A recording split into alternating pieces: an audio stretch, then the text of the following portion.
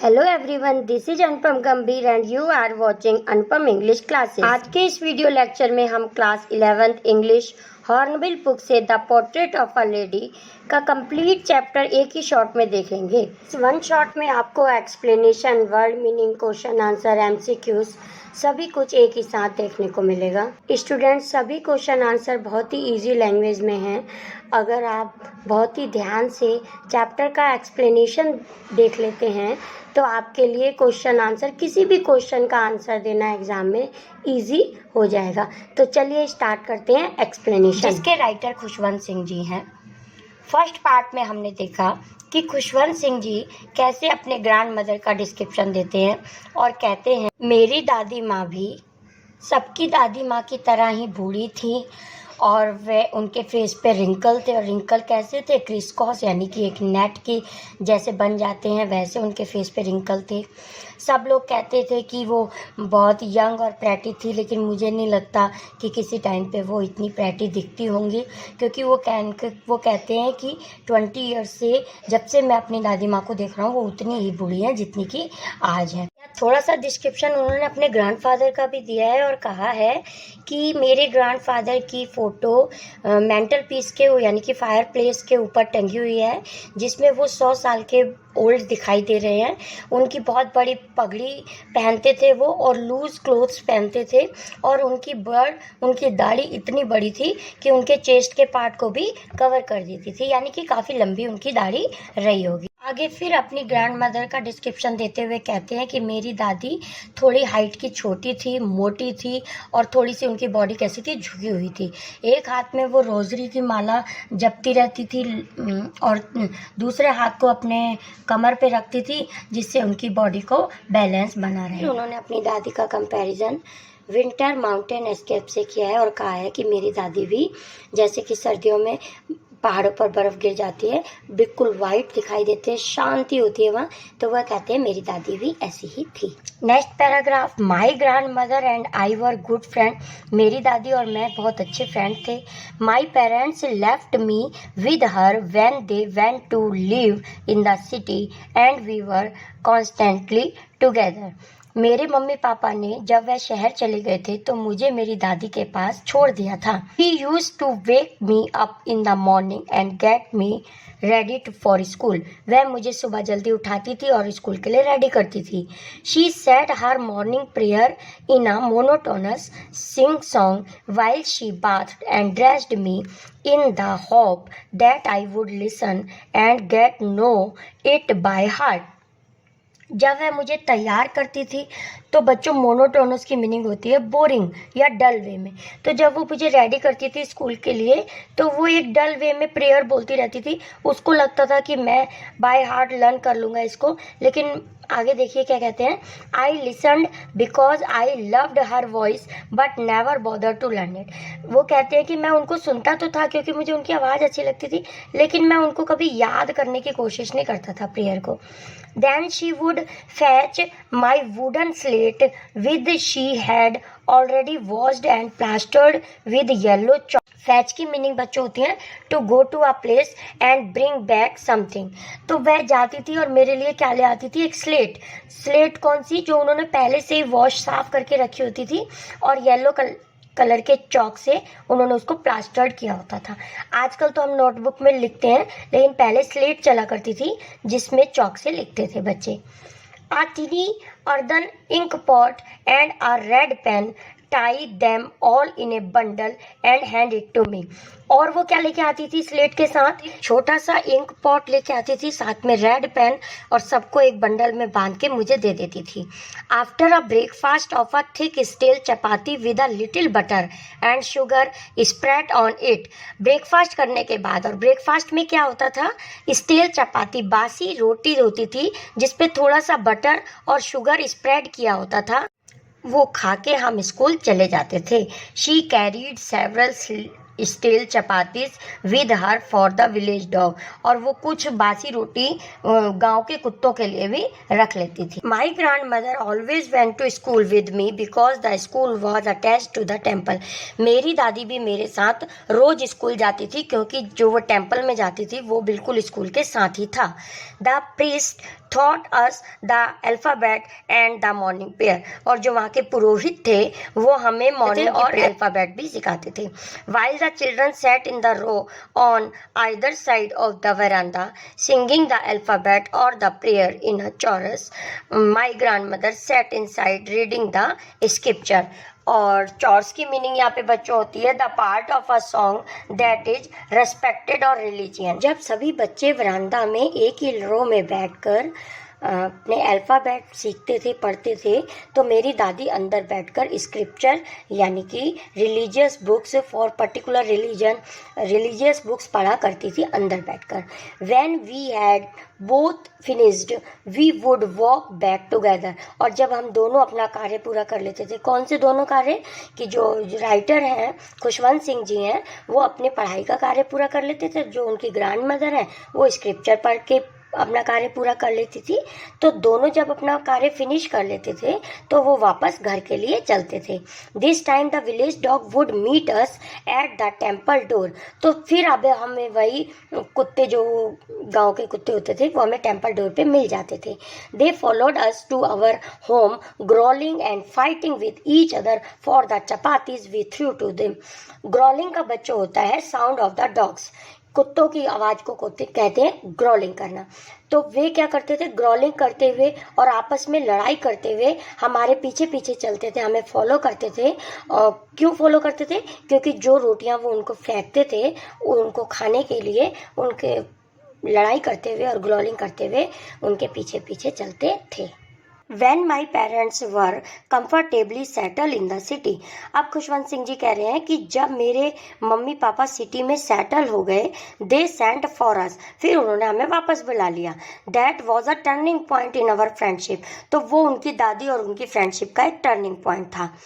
Although we shared the same room, यद्यपि हमें कमरा एक ही दिया गया था, my grandmother no longer came to school with me. लेकिन मेरी दादी अब मेरे को छोड़ने स्कूल नहीं आती थी, मेरे साथ नहीं आती थी. I used to go to an English school in a motor bus. अब मैं मोटर बस में बैठकर स्कूल जाया करता था. There were no dogs in the streets and she took to feeding sparrows in the courtyard of our city house. अब वहाँ पे पीछे डॉग्स भी नहीं आते थे खाने के लिए रोटियां, तो गली के कोई कुत्ते नहीं आते थे. तो दादी क्या करती थी, स्पैरोज को फीडिंग कराती थी, खाना देती थी स्पैरोज को. और कहाँ पे बैठ के, उनके सिटी हाउस के कोर्टयार्ड यानी कि आंगन में बैठ के स्पैरोज को फीड कराती थी. As the years rolled by, we saw less to each other. इसी तरह से कई साल बीतते गए और हम एक दूसरे को बहुत ही कम देख पाते थे. For some time she continued to wake me up and get me ready for school. कभी कभी तो वो मुझे स्कूल के लिए तैयार भी करा करती थी. When I came back, she would ask me what the teacher had taught me. जब मैं स्कूल से वापस आ जाता था तो वो मेरे से पूछती थी कि टीचर ने आपको क्या पढ़ाया है. I would tell her English words and little things of the Western science and learning. और मैं उनको बताता था कि कुछ इंग्लिश वर्ड्स पढ़ाए हैं, कोई साइंस, वेस्टर्न साइंस पढ़ाई है. द लॉ ऑफ ग्रेविटी के कुछ नियम सिखाए हैं. Archimedes principal, the world being round etcetera, और कुछ आर्किमिडीज के सिद्धांत सिखाए हैं. This made her unhappy. इससे वह नाखुश हो जाती थी. She could not help me with my lesson. वो मेरे इस लेसन्स में मेरी हेल्प नहीं कर सकती थी. She did not believe in the things they taught at the English school and was distressed. जो इंग्लिश स्कूल में लेसन सिखाए जाते थे वे उसमें विश्वास नहीं करती थी और उससे निराश हो जाती थी.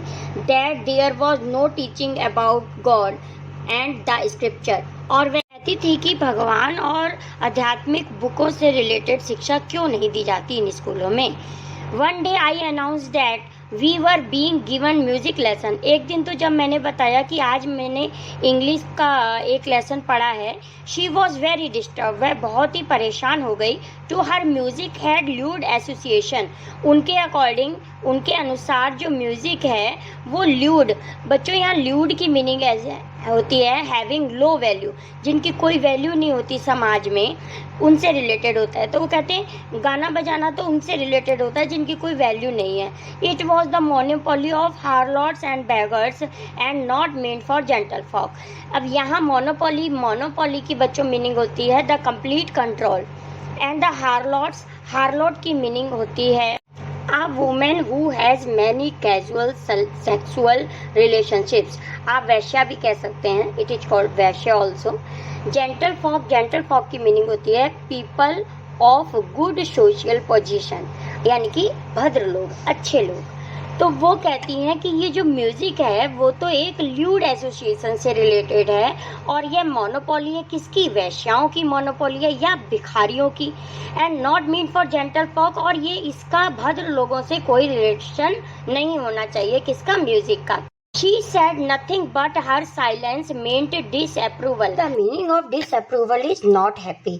वह कहती कुछ नहीं है और ना खुश हो जाती हैं। She rarely talked to me after that। और इसके बाद वो मुझसे कम ही बातचीत करती हैं। When I went up university, I was given a room of my own।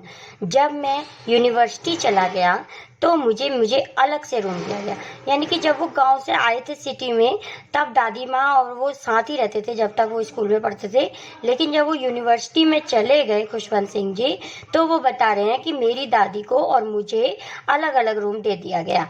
The common link of friendship was snapped. अब यहाँ जो हमारा फ्रेंडशिप का कॉमन लिंक था वो टूट गया। My grandmother accepted her seclusion resignation. अब मेरी दादी माँ ने एक्सेप्ट कर लिया, स्वीकार कर लिया। क्या स्वीकार कर लिया, सेकल्शन की मीनिंग बच्चों होती है लोनलीनेस, अकेले रहना। तो उन्होंने अपना जो अकेलेपन को स्वीकार कर लिया विद रिजाइनेशन की मीनिंग होती है लीव योर जॉब और पोजीशन। तो बिना कुछ कहे, बिना किसी से कोई शिकायत किए हुए उन्होंने अपना लोनलीनेस, यानी कि मेरे साथ जो उनका सेपरेशन हो गया, उसको उन्होंने एक्सेप्ट कर लिया। She rarely left her spinning wheel to talk to anyone. किसी से भी बात करने के लिए वो कभी भी, स्पिनिंग व्हील मतलब चरखा को ना के बराबर ही छोड़ती थी, मीन्स वो अपने चरखे को ही चलाए रखती थी। From sunrise to sunset she sat by her wheel spinning and reciting prayer. Sunrise से लेकर सनसेट तक वो अपने चरखे के पास ही बैठी रहती थी और क्या करती रहती थी, रिसाइटिंग प्रेयर्स, और अपनी लिपसिंग करती रहती थी, प्रेयर्स, भगवान की प्रार्थनाओं को कुछ बोलती रहती होंगी। Only in the afternoon she relaxed for a while to feed the sparrow. केवल दोपहर के समय थोड़ा सा रिलैक्स करती थी, उस समय भी वो क्या करती थी, स्पैरो को फीड कराती थी। While she sat in the verandah breaking the bread into little bits. वरांदे में बैठ जाती थी और ब्रेड को छोटे छोटे टुकड़ों में तोड़ती थी। Bits of little birds collected around her creating a veritable bed lamps of chirping. Hundreds of, भला हजारों बर्ड्स वहां पर आ जाती थी। और बेड लैम्प्स की मीनिंग होती है a place full of noise, और चिरपिंग की मीनिंग होती है शकिंग साउंड विद द लिप्स। तो वहाँ पे हजारों बर्ड्स आके बैठ जाती थी और वहाँ पे आवाज़ करती थी, आवाज़ें चिप चिप की आवाज़ें बर्ड्स की निकलती होंगी, वो करती थी। Some came and perched on her legs. Perched की मीनिंग बच्चों होती है टू सिट और to be put on the edge of something, किसी चीज़ के किनारे पे बैठ जाना। कुछ बर्ड्स आती थी और उसकी लेग के किनारे पर बैठ जाती थी। अदर्स ऑन हर शोल्डर, कुछ उनके शोल्डर्स पर बैठ जाती थी। Some even sat on her head, और कुछ उनके हेड पर बैठ जाती थी। She smiled but never shooed them away. वो हंसती थी लेकिन कभी भी उसको शूट मतलब शू कह के उड़ाती नहीं थी बर्ड्स को। It used to be the happiest half hour of the day for her. यह उनके लिए पूरे दिन का सबसे पसंदीदा खुशनुमा आधा घंटा हुआ करता था। When I decided to go abroad for further study, फिर मैं उच्च शिक्षा प्राप्त करने के लिए जब abroad जाने का मैंने निश्चय किया, I was sure my grandmother would be upset। मुझे निसंदेह मुझे पता था कि वो upset हो जाएंगी। I would be away for 5 years, क्योंकि मैं 5 साल के लिए जा रहा था। And at her age one could never tell, और उनकी एज के सभी पर्सन ऐसे में upset हो ही जाते हैं। She came to leave me at railway station but did not talk or show any emotion. वह मुझे रेलवे स्टेशन पर छोड़ने भी आई, लेकिन उन्होंने मेरे से कोई बात नहीं की और कोई भी भावुकता नहीं दिखाई। हर लिप्स मूव्ड इन प्रेयर, और उनके जो लिप्स थे वो प्रेयर ही कंटिन्यू कर रहे थे। Her mind was lost in prayer, और उनका जो दिमाग था वो भी प्रेयर में ही मग्न था। Her fingers were busy telling the beads of her rosary, और जो उनके हाथ थे वो रोजरी यानी कि रुद्राक्ष की माला ही जप रहे थे। Silently she kissed my forehead, और चुपचाप से उन्होंने मेरे फॉरहेड पे, मेरे माथे पर किस किया। And when I left I cherished the most impressed as perhaps the last sign of physical contact between us. और जब उन्होंने उनके माथे पर किस किया, मॉइस्ट मतलब थोड़ा सा उनका जो माथा था वो थोड़ा सा गीला भी हो गया, और तब उनको ये लग रहा था कि शायद यह इनके और मेरे बीच का लास्ट फिजिकल कांटेक्ट है, क्योंकि उनको लग रहा था कि अब मैं जब 5 साल बाद रहूँगा तो ये जीवित नहीं रहेंगी। But that was not so, लेकिन ऐसा बिल्कुल भी नहीं हुआ। आफ्टर 5 years, 5 साल के बाद, I came back home and was met by her at the station. मैं वापस आया और उनसे स्टेशन पर मिला। She did not look a day older, वह एक भी दिन और ज़्यादा बूढ़ी नहीं लग रही थी। कहने का मीन्स है कि वो बिल्कुल वैसी ही लग रही थी जैसे 5 साल पहले वो स्टेशन पे छोड़ने आई थी, अब भी वो बिल्कुल वैसी लग रही थी। She still had no time for words, अब भी वो कुछ भी वो वर्ड्स नहीं बोल रही थी, किसी से कुछ भी नहीं बोल रही थी। And while she clasped me in her arms I could hear her reciting her prayers, और उन्होंने मेरे को the meaning of clasped is to hold somebody tightly, उन्होंने मुझे टाइटली पकड़ लिया, तब मैं उनकी वो प्रार्थना सुन सकता था जो वो रिसाइटिंग मतलब जो बोल रही थी। Even on the first day of my arrival, और यहाँ तक कि जब मेरा पहला दिन था, जब मैं पहुंचा और मेरा पहला दिन था, her happiest moments were with her sparrows whom she fed longer and with frivolous rebukes. Frivolous rebukes की मीनिंग होती है स्कॉल्डिंग इन अ सिली मैनर। तो जो उनके पूरे दिन का एक सबसे अच्छा मोमेंट जिसमें वो स्पैरो को फीड कराती थी, in the evening a change came over हर, तो वो शाम को क्या हो गया, चेंज हो गया। शी डिड नॉट प्रे, उन्होंने उस दिन प्रार्थना नहीं करी। She collected the women of the neighbourhood, पड़ोस की महिलाओं को एकत्रित किया। Got an old drum and started to sing, एक पुराना ड्रम लाए और गाना बजाना शुरू किया। For several hours she thumped the sagging skins of the dilapidated drum and sang of the homecoming of warrior। तो कुछ घंटों तक सैगिंग की मीनिंग होती है टू सिंक और bend downwards by the weight और प्रेशर। डिलापिडेटेड की मीनिंग होती है ओल्ड एंड ब्रोकन, यानी कि टूटा फूटा हुआ। वॉरियर्स आर सोल्जर, तो कुछ घंटों तक लगातार उन्होंने क्या किया, उस पुराने ड्रम को जो जीर्ण शीर्ण टूटा फूटा सा था, उसकी जिसकी स्किन टूटी हुई थी, उसको उन्होंने कंटिन्यू बजाते रहे और गाते रहे। और कैसे गा रहे थे कि जब कोई सोल्जर आते थे, पुराने ज़माने में घर आते थे सोल्जर, तो उनके लिए गाना बजाना किया था। सेम उसी वे में उनकी दादी भी उनके लिए गाना बजाना कर रही थी। We had to persuade her to stop to avoid over straining, तो हमने उनको इतनी ओवर स्ट्रेनिंग के लिए, इतनी अपनी वो जो एनर्जी वेस्ट कर रही थी उनके लिए उसको मना भी किया। That was the first time since I had known her that she did not pray, तो यह उसका केवल पहला समय था जो मैंने देखा था अपनी लाइफ में कि वो प्रार्थना नहीं कर रही थी उस समय भगवान की। The next morning she was taken ill, और वही हुआ, अगले दिन वो बीमार पड़ गई। It was a mild fever and the doctor told us that it would go, तो डॉक्टर ने हमें कहा यह तो कोई थोड़ा सा ही माइल्ड फीवर है, ये कोई फ़र्क नहीं पड़ेगा। But my grand mother thought differently, लेकिन जो मेरी दादी है वो कुछ अलग ही सोच रही थी। She told us that her end was near, उन्होंने हमें बताया कि अब उनका एंड पास आ गया है। She said that since only a few hours before the close of the last chapter of her life she had omitted to pray, ने बताया कि अब उनका एंड पास आ गया है, और यह भी बताया कि अब वो कुछ ही घंटे तक ही जीवित रहेंगी, और उन्होंने प्रे जपना शुरू कर दिया। She was not going to waste any more time talking to us, अब वह हमसे बातें करके एक भी पल बर्बाद नहीं करना चाहती थी। We protested हमने उनको मना भी किया, but she ignored our protest. लेकिन उन्होंने हमारा की मीनिंग होती है नॉट एग्री टू समथिंग, लेकिन जो उन्होंने हमारा विरोध करना था उसको भी उन्होंने इग्नोर कर दिया। She lay peacefully in a bed praying and telling her beads. शांति से वो बेड पे लेट गई और अपना उन्होंने माला जपना स्टार्ट कर दिया। Even before we could suspect, यद्यपि हमें संदेह भी हुआ थोड़ा सा, her lips stopped moving and the rosary fell from her lifeless finger. अब उनके होठ जो भगवान की प्रे को जप रहे थे वो भी स्टॉप हो गए और उनके निर्जीव हाथों से, निर्जीव फिंगर से वो रोजरी की माला भी नीचे गिर गई। A peaceful pallor spread on her face and we knew that she was died. अब हमें पता चल गया कि वह उनकी मृत्यु हो चुकी है। We lifted her off the bed and as is customary laid her on the ground and covered her with a red shawl. Short की मीनिंग होती है बच्चों कफन, एंड कस्टमरी मीनिंग इज परंपरा के अनुसार। अब हमने उनको परंपरा के अनुसार बेड से नीचे उतारा और ग्राउंड पर यानी कि जमीन पर लेटाया और उनको रेड कलर के कफन से ढक दिया। After a few hours of mourning we left her alone to make arrangement for her funeral. Funeral की मीनिंग होती है बच्चों a ceremony before burning a dead person. We can say अंतिम संस्कार। तो अंतिम संस्कार की कुछ तैयारियां करने के लिए हमने उनको कुछ घंटे के लिए छोड़ दिया।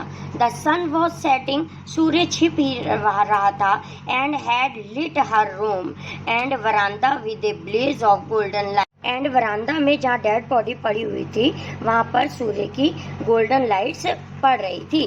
We stopped halfway in the courtyard. We stopped halfway in the courtyard, all over the veranda, and in her room, right up to where she lay dead and still wrapped in a red shawl. Red colour के कफन में लिपटी हुई जहाँ उनकी dead body पड़ी हुई थी वहाँ सूर्य की सीधी किरणें पड़ रही थी। Thousands of the sparrows sat scattered on the floor. वहाँ पे हजारों बर्ड्स स्पैरोज फिर आई और वहाँ फ्लोर जमीन पर बैठ गई। There was no chirping, और कुछ भी उनकी आवाज़ें, बर्ड्स की कोई आवाज़ें नहीं निकल रही थी। We felt sorry for the birds and my mother fetched some bread for them. हमें उन बर्ड्स पर दया आ गई और मेरी मदर कुछ ब्रेड क्रम्स लेके आई। She broke it into little crumbs the way my grandmother used to and threw it to them. और मेरी मदर ने भी, जैसे मेरी दादी ब्रेड क्रम्स को तोड़ के उनको देती थी, ऐसे ही मेरी मदर ने भी ब्रेड क्रम्स को टुकड़ों में तोड़ा और बर्ड्स को दिया। The sparrows took no notice of the bread. किसी भी स्पैरो ने ब्रेड की तरफ ध्यान नहीं दिया। When we carried my grandmother's corpse off, they flew away quietly. और जब हम अपनी दादी माँ की डेड बॉडी को लेकर चले गए वो शांति से उड़ गई। कौन? Sparrows. Next morning the sweeper swept the bread crumbs into the dustbin. अगली सुबह स्वीपर ने ब्रेड क्रम्स को इकट्ठा किया और डस्टबिन में फेंक दिया। इसी के साथ ही स्टूडेंट ये चैप्टर हमारा कंप्लीट हुआ। अब नेक्स्ट वीडियो लेक्चर में हम इसी चैप्टर की वर्ड मीनिंग और क्वेश्चन आंसर को समझेंगे। Thank you so much for watching. Enjoy your day. Bye. Hello everyone, this is Anupam Gambhir and you are watching Anupam English classes. आज के इस वीडियो लेक्चर में हम class 11th English Hornbill book से chapter number 1 the portrait of a lady के word meaning देखेंगे। ये start करते हैं वर्ड मीनिंग। पेज नंबर 3 से फर्स्ट वर्ड मीनिंग का वर्ड है portrait. The meaning of portrait is a painting, picture और a photograph of a person, और we can say a description of somebody in words। इस chapter में इस word की meaning second वाली है बच्चों, a description of somebody in word, जिसमें खुशवंत सिंह जी ने, जो इस चैप्टर के राइटर और नरेटर दोनों हैं, उन्होंने अपनी ग्रैंड मदर का डिस्क्रिप्शन दिया है।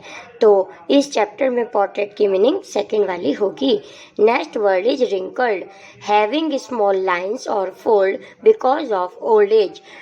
ओल्ड एज की वजह से जब फेस पे कोई लाइन्स आ जाती हैं we can say wrinkled. Next young, early stage of life, or internal beauty. Next word is pretty, physical beauty. Next word is mental peace, a shelf above the fireplace. जब उन्होंने खुशवंत सिंह ने बताया था ना कि मेरे दादाजी की फोटो मेंटल पीस पे टंगी है, तो मेंटल पीस की मीनिंग बच्चों होती है a shelf above a fireplace. Next meaning is almost revolting, hard to believe, absurd, illogical. Next undignified, unimportant. Next fables, a moral lesson for behavior is woven into story.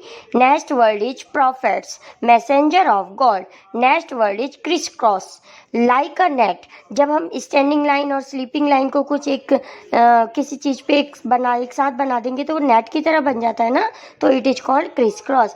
Next is certain, completely sure, without any doubts.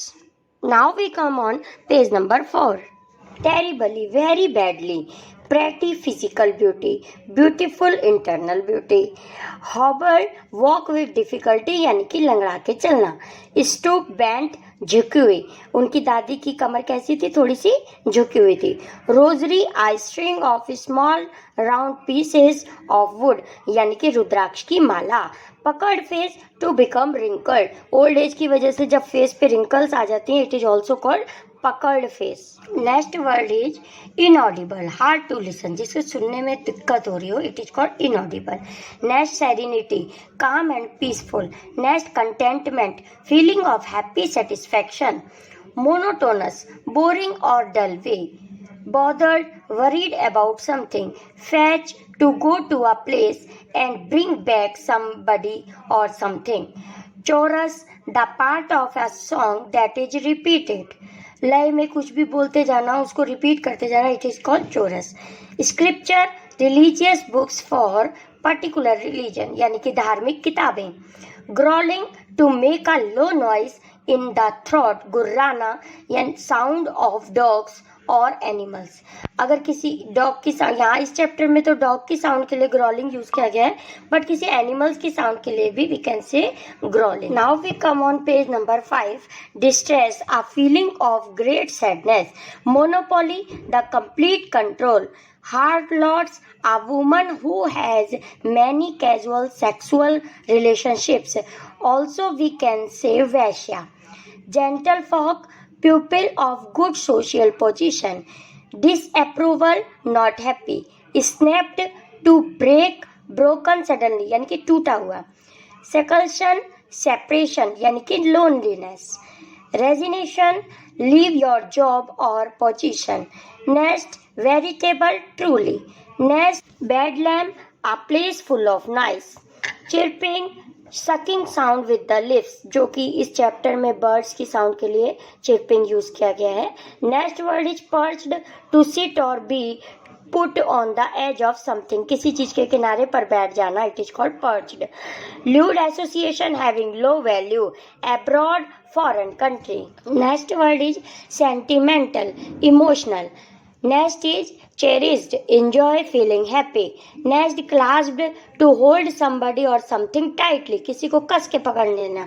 जब वो या खुशवंत सिंह जी आए थे foreign country से, तो उनकी दादी जी ने उनको कैसे पकड़ लिया था, in a clash band. Next, frivolous, rebukes, scolding in a silly manner. Now we come on page number 6. Sagging, to sink or bend downward by weight or pressure. Next word is dilapidated, old and broken, जीर्ण शीर्ण यानी कि टूटा हुआ. तो जब वो ढोलक बजा रही थी उनकी दादी जी, जब वो आए थे फॉरेन कंट्री से, तो वो कैसी ढोलक थी, डिलापिएटेड यानी कि टूटी फूटी सी. Next, warrior, a soldier. Next word is persuade, to make somebody believe something. Next word is over straining, excessive use of strength. अगर हम अपनी एनर्जी का आवश्यकता से अधिक यूज करते हैं तो it is called excessive use of our energy. Next word is omitted, to leave something out. Next word is protested, not agree to something यानी कि किसी चीज का विरोध करना. Next word is peaceful pallor, pale coloring of the face because of illness. बीमारी की वजह से जब फेस पीला पड़ जाता है, it is called peaceful pallor. Next word is customary, according to custom यानी कि प्रथा के अनुसार. Next word is shawl, a cloth that is put around a dead body. We can also also say कफन. Next word is funeral, a ceremony before burning a dead person, यानी कि अंतिम संस्कार. Next word is crude stretcher, simple and basic stretcher, जिसपे किसी को लिटाया जाता है. Next cremated, to burn the dead body of a person. Next lit, provided the light. Next blaze, a very bright show of light. Next word is stiff, difficult to bend or move या hard, यानी कि बहुत ही सख्त, जो मुड़ नहीं सकता. जो हंस सिंह की दादी जी की बॉडी कैसी हो गई थी जब उनकी डेथ हो गई थी, तो उनकी बहुत ही हार्ड हो गई थी, स्टिफ बॉडी हो गई थी. Next word is corpse, dead body of a person. Next word is revolting, not to believe, जिसपे हम विश्वास नहीं कर सकते, भरोसा नहीं कर सकते. Next word is lewd, indecent, यानी कि अश्लील हरकतें. Next association, connections. Next word is mild, mild की मीनिंग बच्चों होती है लाइट. अब हमारे इस चैप्टर की सारी वर्ड मीनिंग कंप्लीट होती हैं. नेक्स्ट वीडियो में आप क्वेश्चन आंसर बहुत ही इजी लैंग्वेज में, इजी वे में क्वेश्चन आंसर होंगे, जिससे आप आसानी से उनको लर्न कर सकेंगे. Thank you so much for watching. मिलते हैं नेक्स्ट वीडियो में. Bye. Hello student, this is Anupam Gambhir and you are watching Anupam English classes. आज के इस वीडियो लेक्चर में हम class 11th English Hornbill book से chapter number 1 the portrait of a lady के इम्पोर्टेंट क्वेश्चन आंसर पढ़ेंगे. स्टार्ट करते हैं. Question number 1, the 3 faces of author's relationship with his grand mother before ही left else country to study abroad. विदेश में जाने से पहले जो ग्रैंड मदर के साथ ऑथर कौन है? खुशवंत सिंह जी. उनके जो रिलेशनशिप थे अपने ग्रैंड मदर के साथ, वो उसके 3 फेसेस आपको बताने हैं इस आंसर में. तो चलिए आंसर स्टार्ट करते हैं.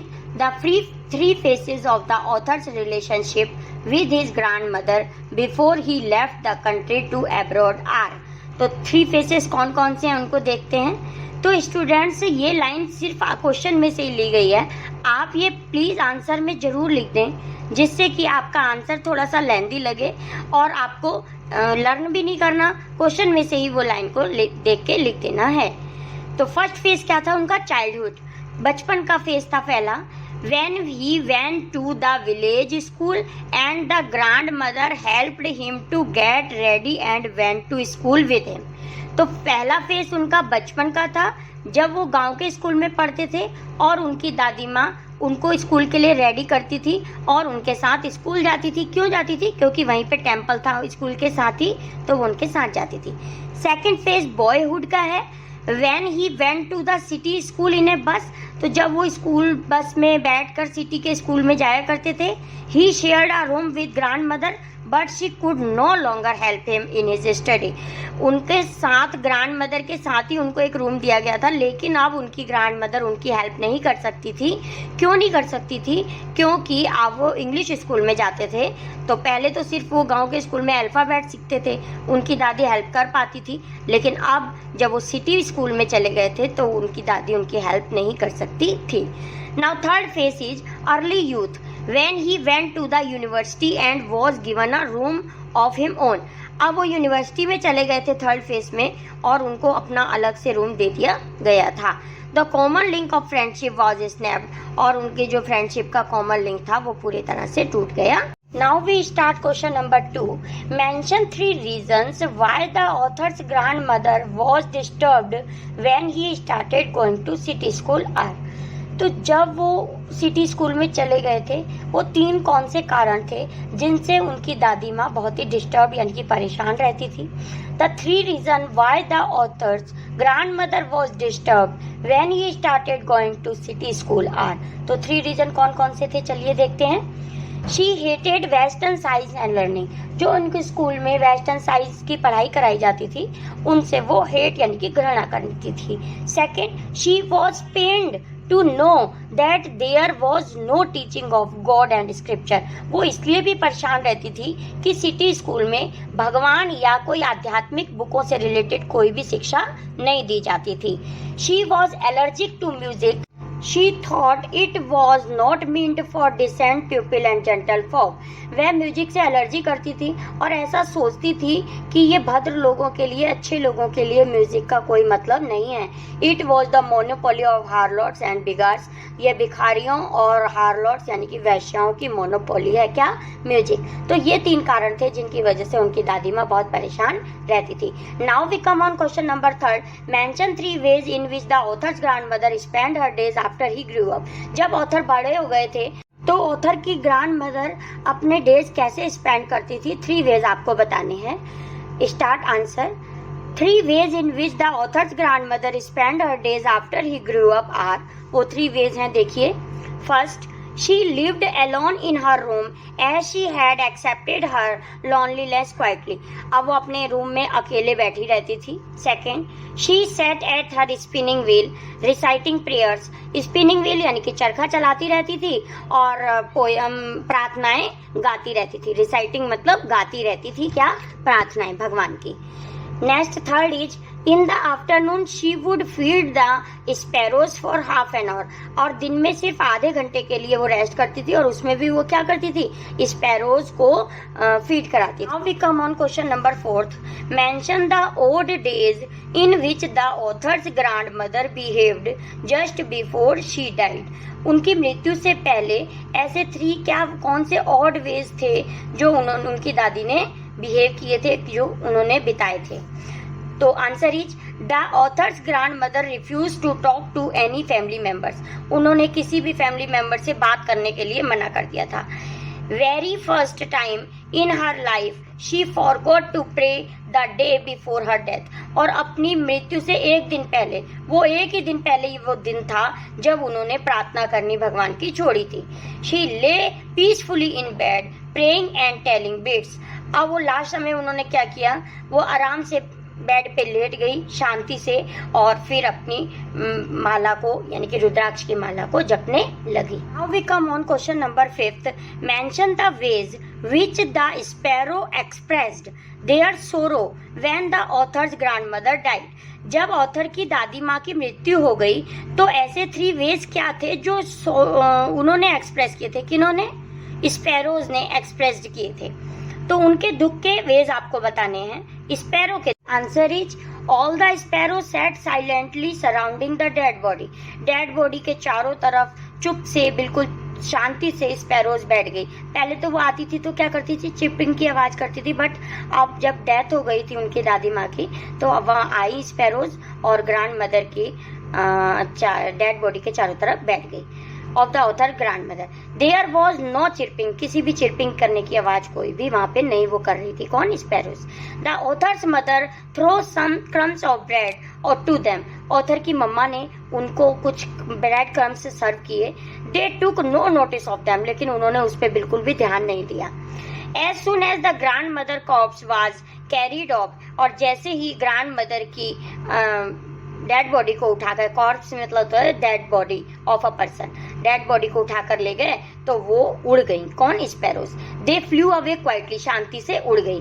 दस द स्पैरोज एक्सप्रेस देयर सोरो. इस प्रकार उन्होंने अपना सोरो व्यक्त किया. नाउ स्टूडेंट्स, आपके सभी क्वेश्चन आंसर कंप्लीट हुए. I hope you will enjoy this video. Thank you so much for watching. Enjoy your day. Be happy, be safe and bye. Hello everyone, this is Anupam Gambhir and you are watching Anupam English Classes. आज के इस video lecture में हम class 11th English Hornbill book से chapter number 1 the portrait of a lady के MCQs देखेंगे. इन MCQs में कई आपको शॉर्ट आंसर एंड एक्सट्रैक्ट से रिलेटेड वेरी शॉर्ट आंसर देखने को मिलेंगे.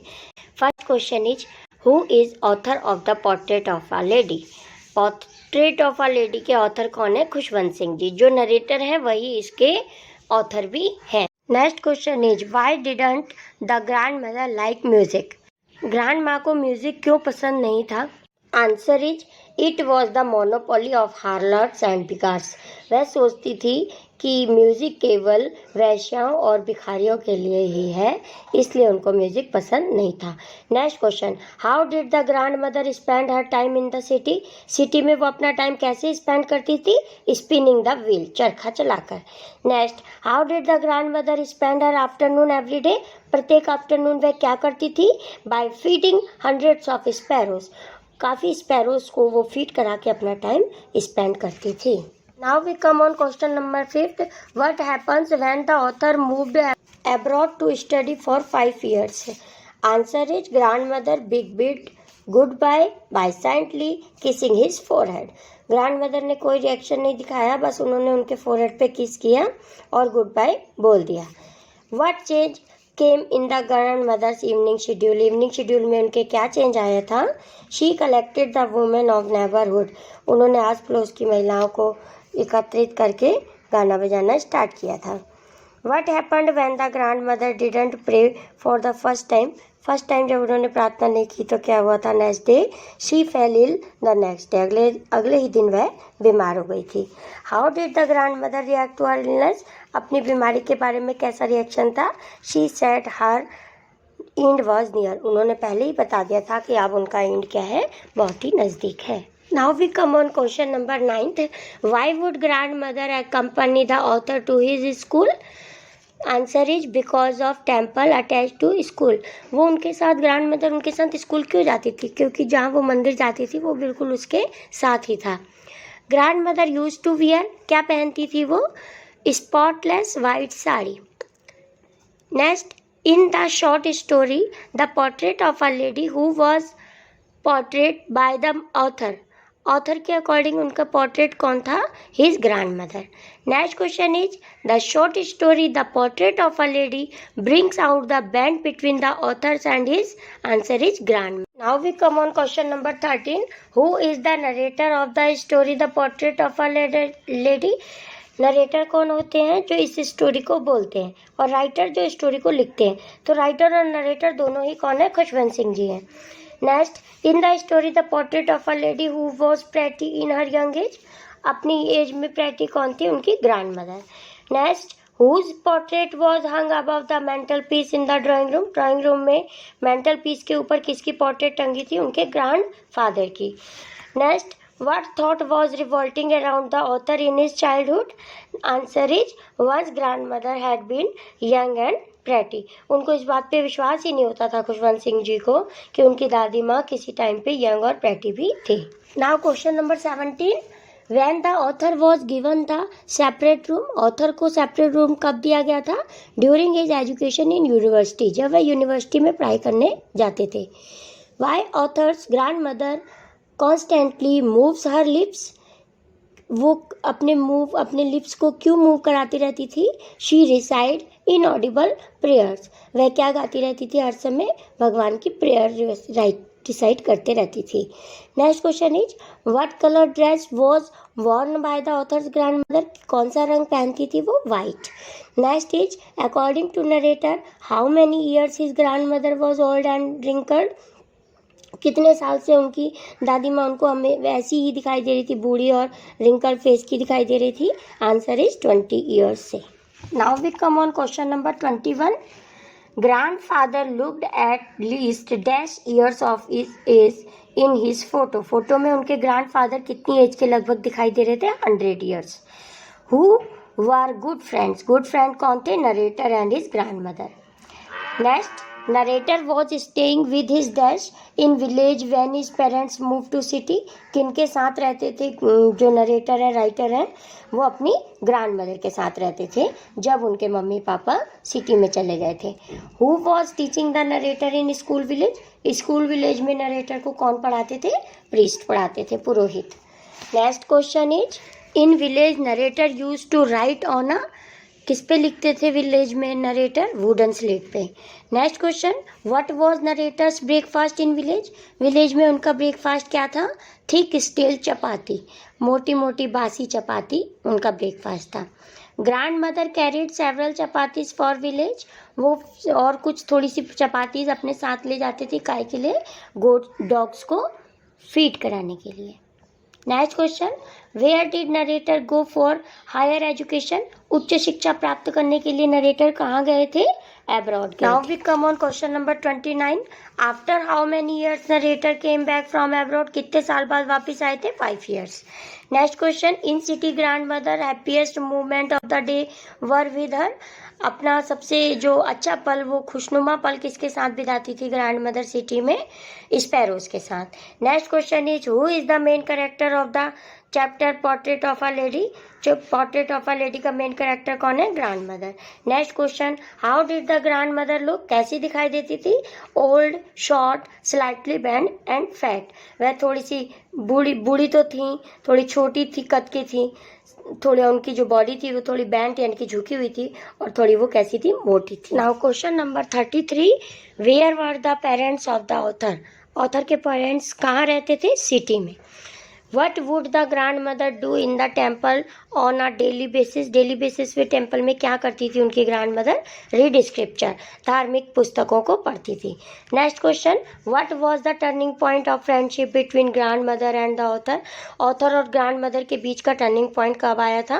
When his parents called them both the city, जब उनके पेरेंट्स ने उन दोनों को, किन दोनों को? खुशवंत सिंह जी और उनकी ग्रैंड मदर को सिटी में वापस बुला लिया था। Where did the author go to study in the city? City में वह स्कूल किस पर जाते थे? इंग्लिश स्कूल में जाते थे, इन मोटर बस में बैठकर। Next question is, what made the grand mother unhappy about the author's new English school? जब ऑथर नए इंग्लिश स्कूल में जाते थे तो उनकी दादी माँ किस चीज़ के लिए परेशान रहती थी? The fact that she could no longer help him with the lesson.